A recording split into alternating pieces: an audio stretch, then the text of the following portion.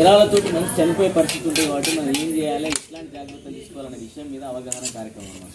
అయితే ఈ వర్షాకాలం లోపల మనం ఏం చేస్తామంటే ఇంటి లోపల మంచి చెత్త ఏదైనా చెత్త చెదారం జమ అయితే మనం ఏం చేస్తామంటే ఇల్లు వాకిలు పరిశుభ్రంగా ఉంచుకుంటాం. ఆ చెత్త చెదారం జమ అయిన దాన్ని ఏం చేస్తామంటే నిర్లక్ష్యంగా ఇంటి ముందర కానీ ఇంటి పక్కన కానీ ఇంటి ముందర ఏదైనా గడ్డేది కానీ మోరి ఉంటే అందులో కూడా పడేస్తాం. అట్లా పరిస్థితి ఏమైందంటే వర్షాకాలం లోపల వర్షపు నీరు వచ్చి అక్కడ చేరడం వల్ల ఈ పదార్థాలను కుళ్ళిపోయి అక్కడ దోమలు ఈగలు అనేది అభివృద్ధి ఏంది ఈగలు అభివృద్ధి ఏంది ఏమైతే అంటే మళ్ళీ ఆ కుళ్ళిపోయిన పదార్థాల మీద వాలిన ఈగలు ఏవైతున్నాయో మనం ఇంట్లోకి వచ్చి మనం తినే ఆహార పదార్థాలు వాలినట్లయితే ఆహారాన్ని మనం సేవించడం వల్ల మనకు వాంతులు విరోచనాలు కలరా వస్తుంది. అదే దోమల అభివృద్ధిని మనం కుట్టడం వల్ల మలేరియా డెంగ్యూ చికెన్ గున్యా జ్వరాలు వచ్చి మనకి చనిపోయే పరిస్థితి ఉంటుంది. కాబట్టి దయచేసి ప్రతి ఒక్కరు ఏం చేయాలంటే పరిసరాలన్నీ పరిశుభ్రంగా ఉంచుకోవాలి. మన ఇల్లు వాకిలు ఎంత పరిశుభ్రంగా ఉంటుందో ఇంటి చుట్టుపక్కల కూడా పరిసరాలన్నీ పరిశుభ్రంగా ఉంచుకోవాలి. చెత్త చెదారం జమైన దాన్ని తడి చెత్త పొడి చెత్త వేరు చేసి గ్రామ పంచాయతీ బండికి ఇవ్వాలి. ఇవన్నీ ఎందుకోసం ఇవన్నీ మీకు అన్ని తెలిసిన విషయాలే. ఇప్పుడు ఏంటంటే మనం వ్యవసాయ ఆధారిత కుటుంబాలు ఉంటే కొంతమంది పనులు చేసుకుంటే సంవత్సరానికి 1 లక్ష 2 లక్షలు సంపాదిస్తాం కావచ్చు. కానీ ఏమైతుందంటే అమ్మ ఈ పైసలు ఒక్క 2 రోజులు 3 రోజులు హాస్పిటల్కి పోతేనే జ్వరాలు వచ్చి మనం హాస్పిటల్ పెట్టాల్సిన పరిస్థితి వస్తుంది. సంవత్సరం అంతా సంపాదించిన సంపాదన ఇక్కడ హాస్పిటల్లో పెట్టాల్సిన పరిస్థితి. కాబట్టి దయచేసి ప్రతి ఒక్కరూ ఖచ్చితంగా ఈ సీజనల్ డిసీజ్ ఈ వ్యాధులకు గురి కాకుండా ఖచ్చితంగా పరిసరాలను పరిశుభ్రంగా ఉంచుకోవాలి. ఆరు బయట మల విసర్జన చేయదు. దాదాపు చాలామంది పాతకాలం పద్ధతులు ఇంకా డబ్బాలు పట్టుకొని పోయే సంస్కృతి కట్టకు పోయే పరిస్థితి ఉంటుంది. అట్లాంటి పరిస్థితి చేసుకోవద్దు. ఖచ్చితంగా మరుగుదొడ్డి నిర్మించుకోవాలి. మరుగుదొడ్డి లేని వాళ్ళు మరుగుదొడ్డి నిర్మించుకోవాలి. మరుగుదొడ్డి ఉన్న వాళ్ళు మల విసర్జన చేయాలి. ఇంకోటి ఏంటంటే నీరు అనేది కూడా మనం స్వచ్ఛమైన నీరే తాగాలి. దాదాపు అందరం ఫిల్టర్ వాటర్ తాగుతున్నాం. కానీ అట్లా తాగని వాళ్ళు బావి నీళ్ళు అవి తాగే వాళ్ళు వర్షాకాలం లోపల ఏమైందంటే అందులోపల బ్లీచింగ్ పౌడర్ వేసుకోవాలమ్మా. లేకపోతే కొంచెం వేడి చేసుకొని కాచి పడగొట్టుకొని ఆ నీళ్ళు తాగాలి. ఇంటి ముందర మనకి ఎక్కడన్నా వర్షపు నీరు నిలబడ్డది లేకపోతే ముందర మన ఇంటి ముందర మురికి కాలువ ఉందనుకోవాలి, దయచేసి అక్కడ బ్లీచింగ్ పౌడర్ చల్లుకోవాలి. గ్రామ పంచాయతీ సిబ్బందికి తెలియజేయాలి. దోమలు ఈగలు అనేటివి అభివృద్ధి అందకుండా అరికట్టుకోవాల్సిన బాధ్యత మన మీదే ఉంది. కాబట్టి ఇంకోటి ఏంటంటే మనకు ఇంటి పక్కల వ్యవసాయానికి సంబంధించిన పనిముట్లు కానీ లేకపోతే మన ఇంట్లో వాడిన బిందెలు కానీ అవి చిల్లులు పడితే ఏం చేస్తాం అంటే ఇంటి పక్కన వారేస్తాం. మన ఇంటి పక్కన గోడ ఉంది కానీ దానికి పెడతాం. ఈ వర్షాకాలం లోపల వర్షపు నీరు వచ్చి అందులోపల ఏరుతుంది. అది చూడమ్మా. చూడకపోవడం వల్ల నిర్లక్ష్యం వల్ల ఏమైతే అంటే దోమలు అక్కడ గుడ్లు పెట్టి వాటి సంతతిని పెంచి మళ్ళీ మన మీదకే దాడికి వస్తాయి. కాబట్టి దయచేసి మీరు అందరూ ఈ విషయాలను గమనించండి. ఇంకొకటి ఏంటంటే మొక్కలు నాటాలి, వాటిని సంరక్షించాలి. అందరూ ఏమనుకుంటారంటే నిర్లక్ష్యంగా మొక్కలు నాటితే మాకేమొస్తుంది, మొక్కలు పెట్టు అంటూ అని చెప్పి అనుకుంటారు. అట్లా అనుకోవద్దమ్మా. దయచేసి ఏంటంటే మొక్కలు ఏం చేస్తాయి, చెట్లు అయ్యి మనకేం మంచి గాలిని ఇస్తాయి. గాలి లేకపోతే మనం బతకలేం. 10 నిమిషాలు గాలి లేకపోతే మనం బతకలేం. అలాంటిది ప్రాణవాయువైన గాలిని ఇచ్చేది మనకు చెట్లు. మంచి నీడని ఇస్తాయి, పండ్లని ఇస్తాయి, పూలని ఇస్తాయి, మనకు బతుకుని ఇస్తాయి, మెతుకుని ఇస్తాయి. రేపు పొద్దున మనం చచ్చిపోయినా కానీ మనం ఎంబడి వచ్చేటి చెట్లే. కాటి లోపల కాలేదు ఏంటిది, చెట్లేనే కాదమ్మా కట్టేది. కాబట్టి దయచేసి ఏ బంధం లేదు, కానీ మనతో ముడివన్న బంధం ఏంటంటే చెట్టు. కాబట్టి దయచేసి మొక్కలు నాటాలి, వాటిని సంరక్షించాలి. మొక్కలు నాటి వాటిని సంరక్షించడం వల్ల ఏమవుతుందంటే మనకు వర్షాభావ పరిస్థితులు కూడా అధికంగా ఉంటాయి. అంటే మేము మొక్కలను చేస్తే అవుతుందంటే కాదు, అందరూ అనుకొని చేయాలి. మొక్కలు అధికంగా ఉండడం వల్ల ఏమైతుందంటే మేఘాలే కరిగించి వర్ష రూపం లోపల నేల తీసుకొచ్చే శక్తి చెట్లకే ఉంటుంది. కాబట్టి వర్షాలు ఎక్కువ పడుతున్నాయంటే కారణం ఏంటంటే అటవీ సంపద, చెట్లు ఎక్కువ ఉన్నాయి అన్నట్టు కారణం. కాబట్టి దయచేసి ప్రతి ఒక్కరి విషయాలని గమనించండి. దీని మీద ఒక పాట ఉంటుంది. మా అన్న అశోక్ అన్న గలం లోపల ఒక పాట విందాం.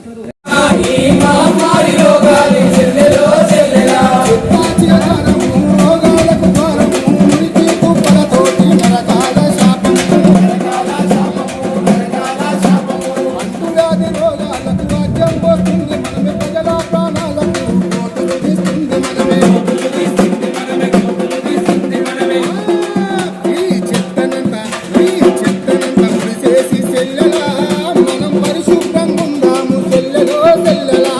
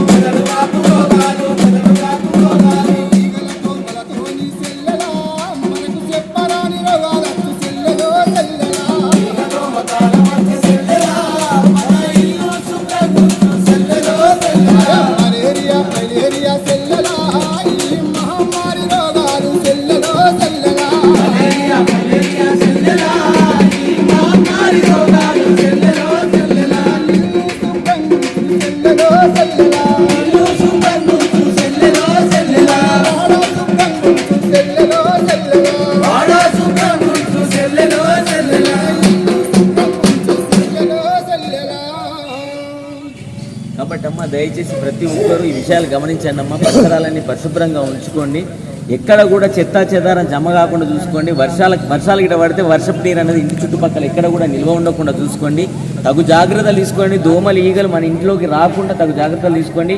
మీ ఆరోగ్యాన్ని కాపాడండి, మీ పిల్లల ఆరోగ్యాన్ని కాపాడండి. ఎందుకంటే మన ఇంటి యజమాని కొంచెం జ్వరం వచ్చి ఇంట్లోపల ఉన్నాడు అనుకోండి, మన ఇంటి పరిస్థితి దారుణం కూడా మీరు ఆలోచించి ఒక నెల రోజులు పడుకున్నాం అనుకో, మనం ఆర్థికంగా మానసికంగా అన్ని రకాలుగా వెనుకబడిపోతూ ఉంటాం. కాబట్టి దయచేసి ఆరోగ్యాన్ని కాపాడుకోవాలి. ఆరోగ్యమే మహాభాగ్యం. కాబట్టి విషయాలన్నీ మీకు తెలియని కావు. మళ్ళీ తెలియజెప్పడానికి జిల్లా కలెక్టర్ గారి ఆదేశానుసారం మన గ్రామానికి రావడం జరిగింది, మన తిప్పాయిపల్లి గ్రామానికి రావడం జరిగింది. మన పంచాయతీ సెక్రటరీ గారి ఆధ్వర్యంలో ఈ కార్యక్రమం నిర్వహిస్తున్నాం. కాబట్టి దయచేసి ప్రతి ఒక్కరూ సహకరించినందుకు మీకు ధన్యవాదాలు తెలుపుతున్నాం. ఈ కార్యక్రమాన్ని ఉద్దేశించి పంచాయతీ సెక్రటరీ గారు 4 విషయాలు మాట్లాడతారు. జగిత్యాల జిల్లా గౌరవ కలెక్టర్ గారి ఆదేశాల మేరకు మన తిప్పాయిపల్లి గ్రామ పంచాయతీకి చేసిన కళాబృందం సభ్యులందరికీ స్వాగతం. ఈ కార్యక్రమం ఉద్దేశించి హాజరైన గ్రామ ప్రజలకు నమస్కారం. మన కళాబృందం వారు చాలా పూసగుచ్చినట్లు ప్రతి విషయాన్ని, అంటే మన పరిసరాలని శుభ్రంగా ఎలా ఉంచుకుంటే మన ఆరోగ్యం ఎలా ఉంటుంది, మంచిగా ఉంటుంది అనే విషయాన్ని పరిపూర్ణంగా చెప్పారు. ప్రతి ఒక్కరూ వాళ్ళ ఇంటి పరిసరాలు శుభ్రంగా ఉంచుకొని ఆ దోమల లార్వాలు లేకుండా చేసుకుంటే దోమ అభివృద్ధి అనేది తగ్గిపోతుంది. తద్వారా ఈ డెంగ్యూ ఫీవర్స్ కానీ, చికెన్ గున్యా కానీ ఇవన్నీ రాకుండా ఉంటాయి.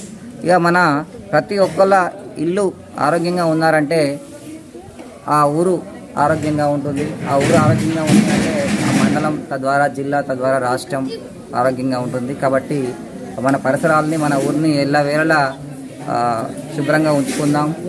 చెత్త, మన ఇంట్లో పేరుకున్న చెత్తను మనకు చెత్త బండి వస్తుంది మనకు డైలీ, దాంట్లో తడి చెత్త, పొడి చెత్త రూపంలో వేయాలి. ఇంట్లో ఎక్కడైతే పాత్రలలో వాటిలో స్నాగ్రేటెడ్ వాటర్ ఉంటుందో దాన్ని ఎప్పటికప్పటికి రిమూవ్ చేసుకోవాలి. మొన్నటి వరకు కూడా ఆశా కార్యకర్తలు, మేము, వైద్య సిబ్బంది అందరము ఆ ఇల్లు తిరిగి ప్రతి ఇంటికి ఒక 5-6 సార్లు తిరిగి ఎక్కడ నీరు నిల్వ ఉందో, సీసాలు కావచ్చు, పాత్రలు కావచ్చు, ఇంకేమైనా కావచ్చు, ఆ బంగ్లాల పైన కూడా చిన్న చిన్న పాత కొండలు ఉంటే వాటి మీద ఉన్న నీళ్ళని కూడా తొలగించి వాటికి బోలించడం జరిగింది.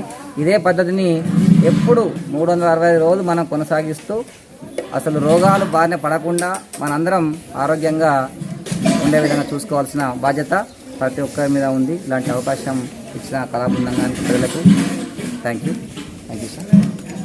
కార్యక్రమానికి సహకరించిన పంచాయతీ సెక్రటరీ గారికి, మరి పంచాయతీ సిబ్బందికి, మీ అందరికీ అమ్మ మీ పని ఏమన్నా డిస్టర్బ్ అయితే క్షమించాలి. మీ అందరికీ కృతజ్ఞతలు తెలుపుతూ థ్యాంక్ యూ అమ్మ.